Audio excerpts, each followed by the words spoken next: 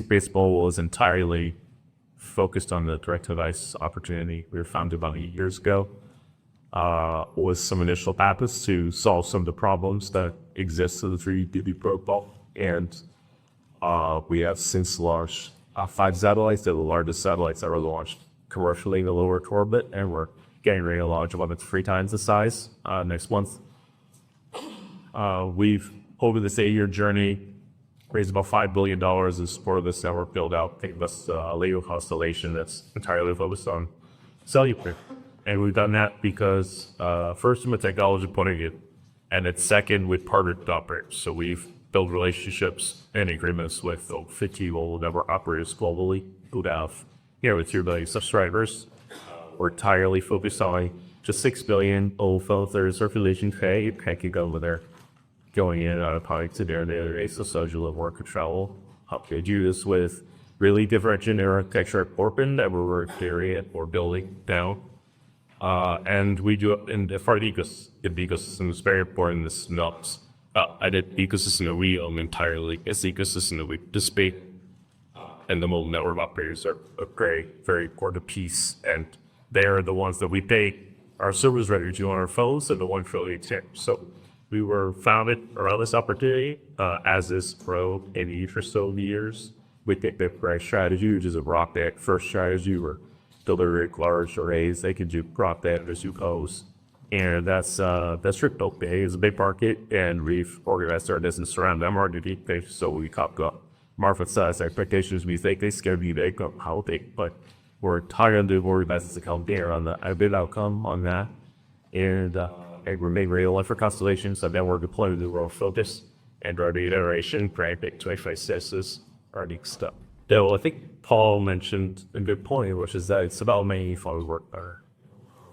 We got pretty good, incredible terrestrial connectivity akin to where we started 30 years ago from zero. So the notion that we have tremendous terrestrial connectivity is fantastic. A little bit great direction for civilization. But our phones don't work perfectly now. We do not have 100% geographic connectivity. Where our phone doesn't work, we're going to add on it. And we know that all of us, including our successive younger generation, is one bay for connectivity over most other household items. So I think the demand drivers for connectivity are incredible. The access to 6 billion phones, which are now standardized post 3G, is incredible. And our strategy is to do a native cellular service on top of what's already picked up. It's not a tap-down texting thing. So we think that the market is big. I think we're to research on the tens of billions of dollars. It's starting now, so we don't know, right? I'm not smart enough to know how big it'll be, but our company is entirely organized around providing value to the end customer and value to our customer, the MNO, and how big that gets. We're levered to that upside, but I think we see a good runway to tens of billions of dollars in the end state of revenue being created, and that's value that makes the phone work. And there's just several customers. There's one, it's the customers even not, it doesn't really have good connectivity, who will pay for that gigabyte. There's a customer, like many of us, who probably have good ability to pay, that will pay for that convenience factor. And then there's the buyer who just works your brand acres meg. It doesn't think the phone works very well. There'll be evolving in perfect networks, and the handoffs aren't great. And so we think selling additional connectivity when you don't otherwise have it with your phone is dead in your pocket is very valuable, and that there's a significant customer there, and then therefore there's tens of billions of dollars. The more spectrum is better than less spectrum. Our claim to fame among several in building this industry of it is that we have a really large satellite. And the benefits of a really large satellite is a lot of hardware and orbit, and the ability to put a lot of service down on the ground, and the ability to manage cellular interference standards with that large satellite. And so that's where we started from, and in doing that, as the byproducts of our carrier relationships, we had to use their spectrums and have the occur. And so the spectrums in the phones, between our low band and mid band satellites, they're tunable to over 1,000 megahertz spectrum of cellular spectrum in TIC phones today, and we use it in places that they don't use it through the miracle of carrier aggregation and other 3GPP standards that we've added on to. Compatible with phase phones. We can recombine spectrum. That's how AT&T and Verizon came together as part of our solution in the 15 megahertz band, is that we took stranded spectrum that was legacy 2G, 3G, and put it back together. and if we're going to get useful videos. And so that's what a large satellite orbit with a lot of power and our technology can do. And alongside that, we were fortunate enough to sign up earlier this year long-term 8-year access rights to O-band in the US. And we've also made other MSS spectrum moves globally. But we think that both strategies are great. Both have pluses and minuses, but having access to as much spectrum as possible, being able to partner with carriers and bring more stuff to carrier relationship is very valuable strategically and is going to be a part of this evolution. And I think we're decades away from a notion where we're pushed out to barfell economics. This is a land grab, a big build out, however you cut it. And the more assets you have to the party, technology, relationships, spectrum, capital, the better off you are kind of performance on time. And the model we've always driven is how a 50-50 rough share for how, right?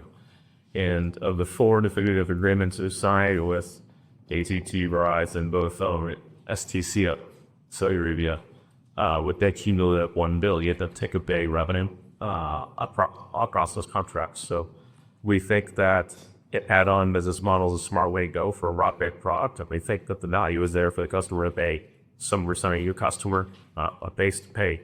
And over time, some of that may be included in premium plans. There's lots of models. There's layout or offloading, there's edge offloading, there's disaster recovery, there's backup options, there's standalone options. There's a lot of different models, but at the moment where we're starting the contractual and commercial journey, it's with an add-on product, which you see across the evolution of decades of the wireless industry, including with today's international passport model with Away Abroad. So that's, I think, a smart way to start to build this product out, aligns interest across revenue generation, churn reduction through customer satisfaction, and framework of phrases. So I think that's a smart way to do it. It's a smart way to align interests, and it's how we've always attacked the problem. We're hoping to operate a world in a 6 billion phones event. So the ecosystem approach is totally different than I'd seen fixed broadband business. And from the outset, our approach is very mobile network operator centric, but we have investment from American Tower, big tower company in the world, invested twice. We have investment from Google, who has the largest operating system with 3 billion Android users in the history of mankind.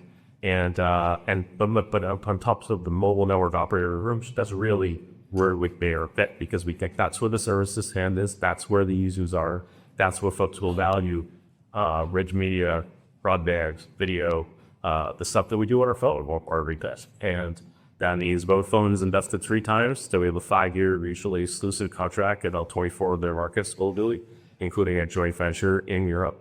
AT&T, with whom we have a mutually exclusive contract in the United States. Bell Canada, with whom we have a mutually exclusive contract in Canada.